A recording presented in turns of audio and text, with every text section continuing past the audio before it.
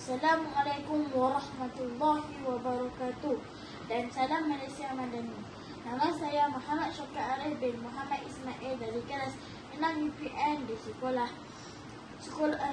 sekolah Jawi, Sekolah Berprestasi Tinggi.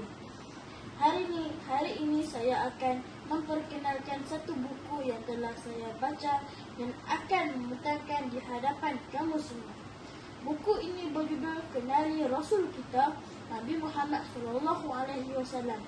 Buku ini menceritakan tentang kelahiran Nabi Muhammad SAW sehingga baginda wafat. Jadi marilah kita mulakan kisah ini. Buku ini mengandungi 685 halaman bercetak. Bab yang saya telah baca hanyalah 4, iaitu cara makan Rasulullah SAW, ciri-ciri roti Rasulullah SAW, dan lauk pauk Rasulullah SAW, dan minuman Rasulullah SAW.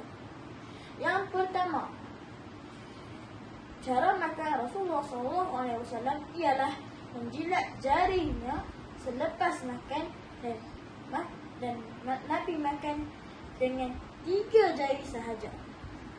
Yang kedua, ciri-ciri roti Rasulullah SAW ialah roti daripada tepung barli dan roti daripada tepung kasar. Dan yang ketiga ialah lauk pauk yang dimakan oleh Rasulullah SAW ialah labu, susu beku, daging rusuk kambing dan juga daging ayam. Dan yang keempat ialah minuman Rasulullah SAW, iaitu minuman yang dingin dan juga manis, dan juga susu yang segar. Dan dari sinilah perakhiran, dan marilah kita mengamalkan sunnah-sunnah Nabi dalam amalan harian kita.